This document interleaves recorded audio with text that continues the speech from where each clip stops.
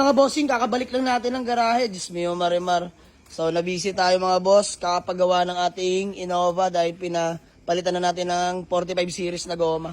So, by the way mga boss, quick video lang no para aware kayo sa available units natin. So, new arrival mga boss, Hyundai Sonata 2012 model, automatic transmission mga boss. Super fresh and class A unit mga boss. No issue po. Literal na gas and go. Presentable ang paint. Nakarehistro till next year mga boss. Sobrang lamig ng aircon. Smooth shifting, no delay. Walang kalampag. All stock mga boss. Malupit tong unit na to. Eto, nagkasunatan na tayo before. Ngayon lang ulit na sundan. So, interior, all power yan mga bossing. Ayan o, fresh interior, automatic transmission. Mga bossing, working po yung sunroof, moonroof niyan mga boss. Ayan, nagbubukas po yan. So, pakita natin sa inyo. Push start na nga rin pala ito mga bossing. Ha? Ayan, start natin. Yun o, one click start. Tapos nag-automatic yung upuan yan mga boss. Kung ano siya nakaset mga bossing, pag start nyo, ganun din yan aandar. Uusad yan mga bossing. So, all power na yan. Ito mga boss, sunroof, moonroof. Pakita natin sa inyo. Ayan o. Working yan mga sir. Dual sunroof. Let's go! Napaka-pogi ng ating Hyundai Sonata mga sir. You know.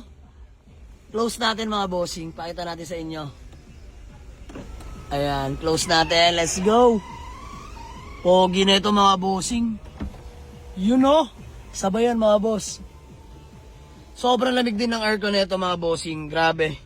So ayan, sa mga naghanap ayun, gumagalaw yung upuan natin mga boss. Pag pinatay mo yung engine, and then kung ano siya nakaset, na pag upo mo, pag start mo, babalik din.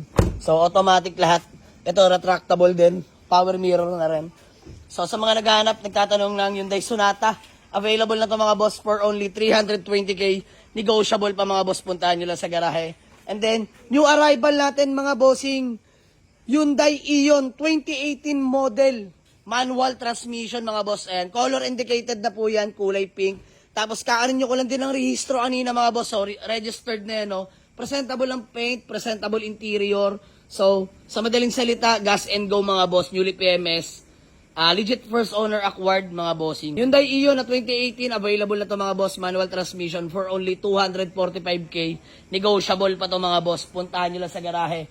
And then next, ito mga bossing, ngayon lang, mainit-init pa. Kakarating lang din, Toyota Vios 2010, 1.5G, automatic transmission, fresh in and out mga boss, super class A unit.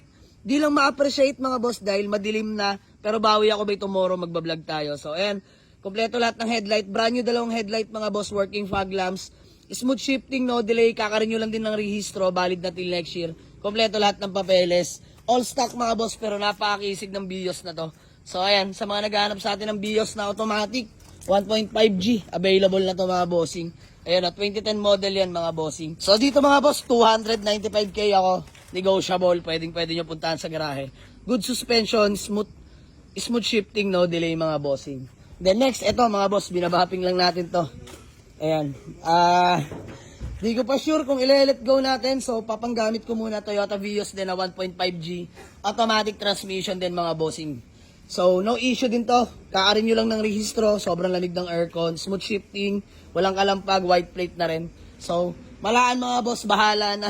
Walk-in lang sa garahe. And then next, sa mga naghahanap ng budget meal na pampamilya, Mitsubishi Adventure still available. 2002 model. Manual transmission. Gas engine. So, nakarehistro din yan. Lamig ng aircon. Dual aircon. So, presentable pa ang paint mga boss. Stock lang din to. So, 195k. Negotiable pa dito mga bossing ha. So ayan, Pajero BK, 920k na lang, negotiable pa yan. And then next, mga boss, mga compact car natin still available ha. Kia Picanto 2016 na manual, 265k negotiable. 2016 to mga boss, no issue rin. Kaarin nyo lang din ito. And then ito, budget meal ha, yung in-upload natin kanina.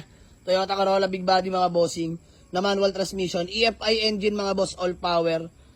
120k negotiable. And then ito, mga bossing, new arrival pala din natin, Honda CR-V Gen 1, 1999 model, automatic transmission. So, nakarehistro, sobrang lamig ng aircon. Newly PMS na to mga bossing, hinimas na po namin ng maigi din yan.